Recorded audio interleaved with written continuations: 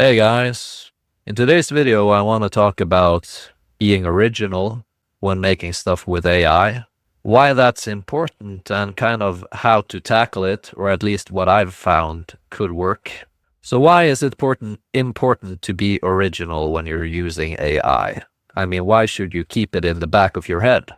For one thing, I think you should never trust a computer, meaning when it generates something out of noise that it's created from, I don't know, all of the internet, it can all of a sudden create something that already exists somewhere, something another person has made. So many years ago, when I was playing around with Stable Diffusion 1.5, I remember I was playing around with a checkpoint that was trained on 1930s cartoons. And I swear to God, man, I generated Mickey Mouse when prompting for a dog. And it was Mickey Mouse without the ears. Now, if I wouldn't have known what Mickey Mouse is, I could have easily gone into the trap of thinking this is an original character I created. And that was Mickey Mouse. I'm not kidding, man. It was literally like you would take Mickey Mouse and just take off his ears. So this is a drawing I made. I've talked about this many times. This is Dork Boy. So when I generated Dork Boy, the character, it was based off of this drawing. And the wizard is based off of this drawing. The flower ghost is based off of this drawing. And what I mean about being based off of them is essentially the AI just stays confined to all of this when creating the character. So it knows that it's supposed to be pink. It knows that the bow on the head is supposed to be yellow, but it needs to stay confined within these outlines, which in turn gives you something that looks like this. It's the same exact character. As you see, they are exactly the same. No difference at all. Some AI models do this seamlessly, while others struggle a bit. This was using Qwen Image edit. It is very good at style transfer. I did color this drawing beforehand, so it knew which colors to use. But the actual style transfer of turning this into a 1980s puppet film style was all done by Qwen Image edit. Now I've also used Flux 2 Klein 4B.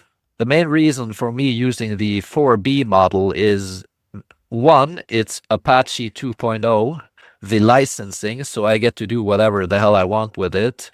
And secondly, it does stuff like this just as well as Qwen Image Edit does. But it's faster, and sure, it makes some mistakes, but I'll talk about that later on. Now, why is this important? Because this is my original design. This is not ripped out of the internet. It's not something that the AI dreamt up by itself. It's my idea. As you see here, we have Dork Boy. Same thing. It carries over the exact details. The design is done by me. The AI just does the style transfer, but also based off of what I want, right? So I tell it the style, and I chose a style that I feel like not everyone else is using, that 1980s puppet film aesthetic. So trying to be original with that. I mean, what is being original or artistic in the first place? I think it is largely you taking inspiration from things that have had a big impact on you in life. And for me, that is good old puppet films like Nightmare Before Christmas. So to me, this is being artistic. But let's move on, though, and not get too stuck on this. Another thing I did for Dork Boy is all human faces are based off of my face. The reason for this is, again, I don't trust AI. I think if you don't do this, the chances are very big that the AI dreams up a face that already exists in the world. And then you're taking someone else's appearance and putting it in your videos. I don't think this happens often, but I am sure it happens.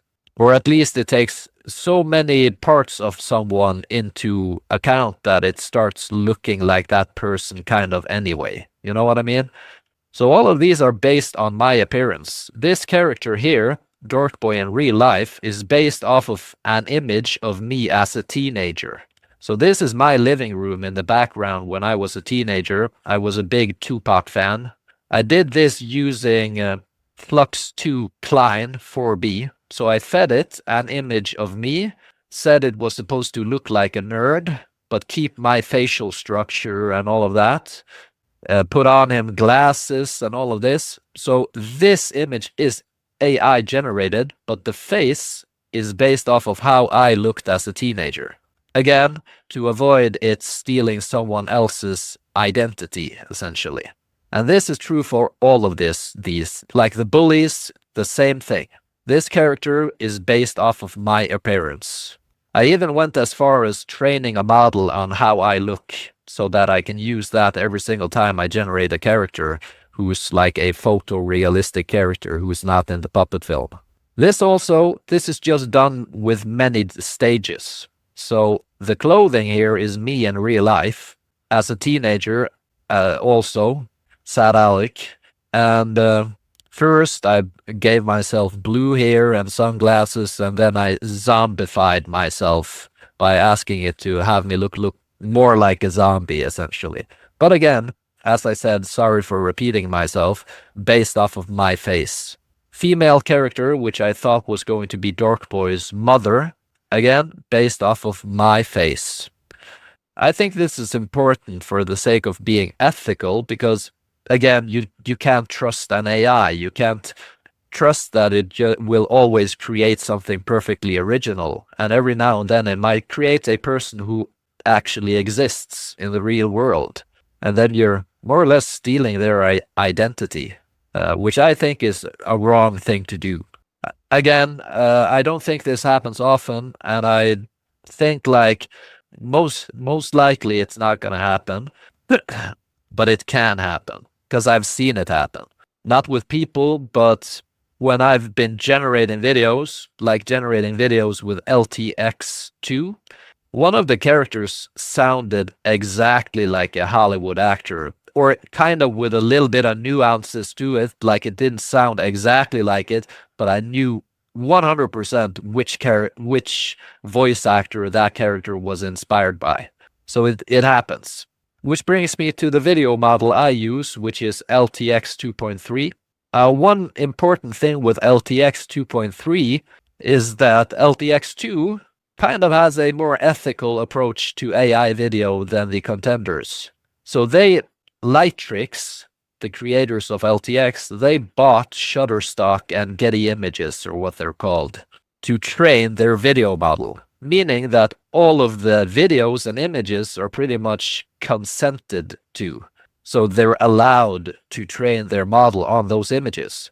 So whenever you upload something to Shutterstock, or what it's called, if I'm correct me if I'm wrong down in the comments, but then you have to opt out of it being used for training AI, which LTX essentially has the rights to. So it is in that sense ethically sourced, like they actually are allowed to use their training data, which I mean, that is as close as you're going to get, in my opinion, to something that's ethical, unless we get entire databases of things created with people's consent where they intended for it to be used for AI video. Because a lot of people who upload stuff to Shutterstock probably don't want LTX to train an AI on it, and they just didn't know, right? So, I mean, but you can't always win with everything.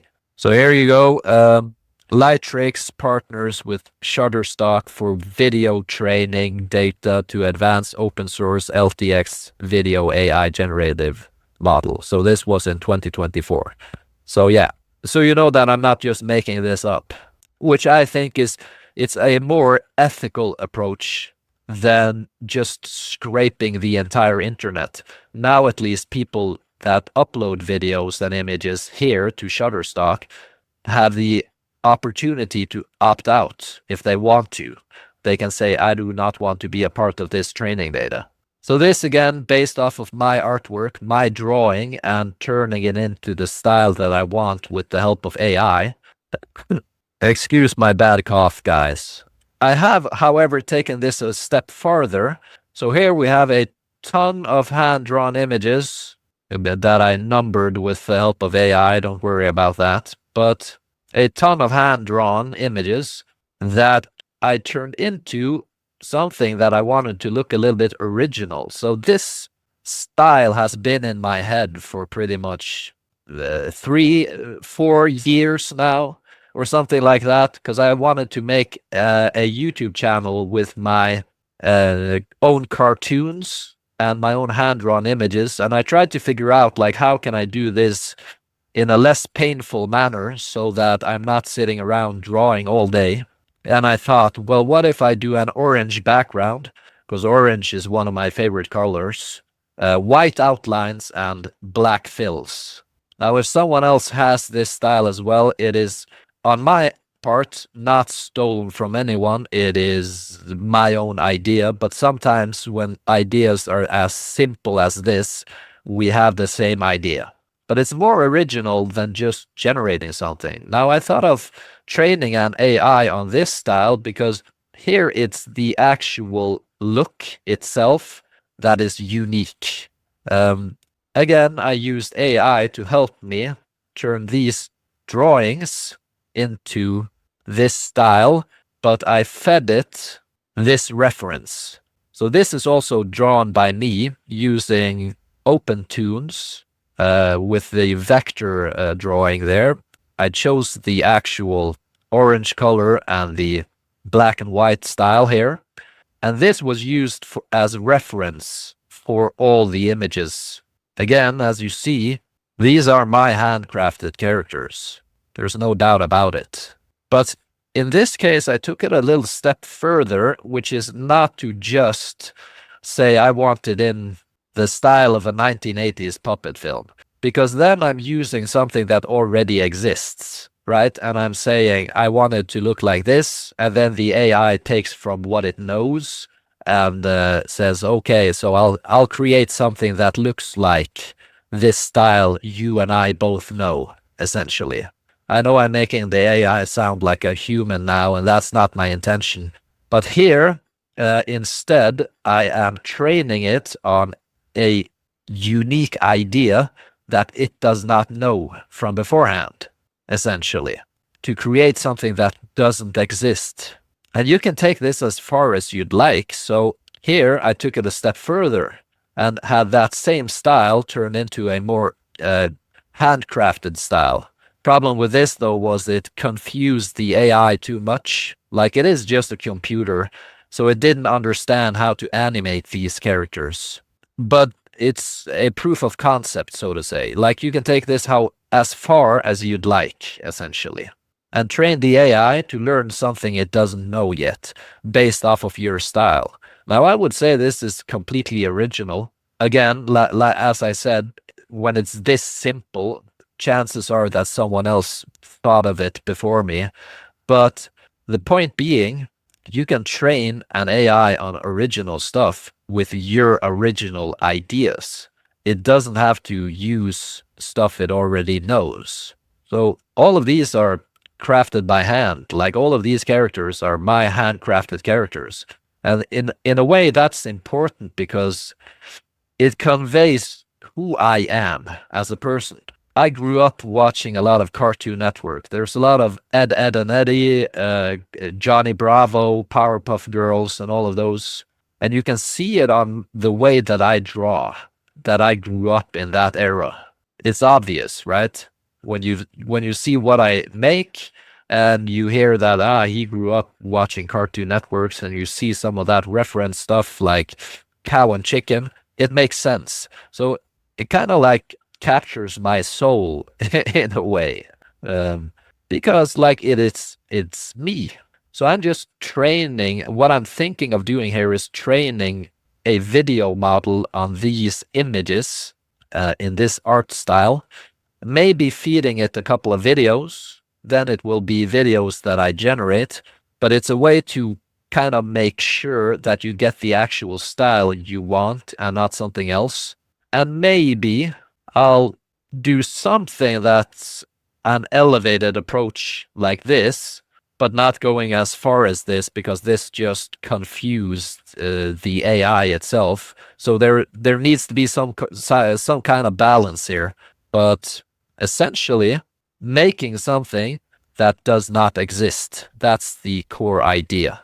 Creating something totally new, and then having AI help you with streamlining the process of creating animated films with it. So I can take that idea that I had 3 or 4 years ago now and easily make those videos.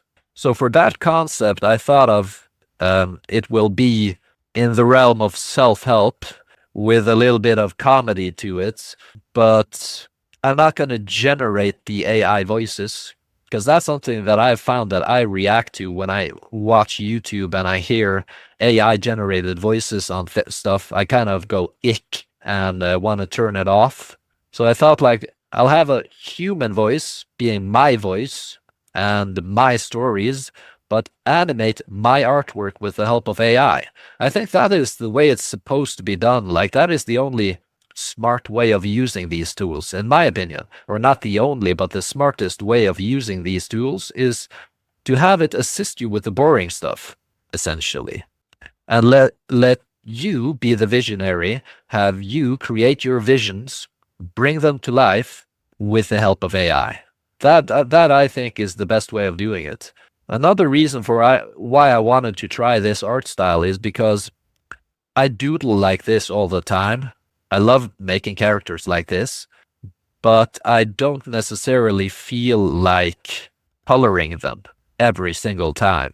Now, I know for a fact that AI can color drawings for you, but it's something about it when AI does that, it doesn't feel like mine anymore. You know what I mean? It doesn't feel like I made it anymore. While when I have a very specific style that I'm going for, which I designed, and I've just trained an AI to know that style, and it generates images in that style, that's different for me. Because then it's like, well, I asked the AI to convert my hand-drawn artwork into a style that I've designed by myself. So this character can get turned into something like this with a click of a button. It's still the same character, and it's in the style that I designed, but I don't have to do all of this. A computer can do it for me.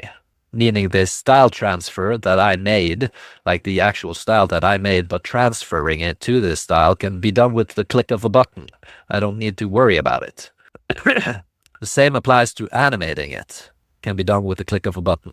You just hand it the script and it does the animation. So yeah, that's it for today, folks. Let me know your thoughts on ethical use of AI down in the comments below.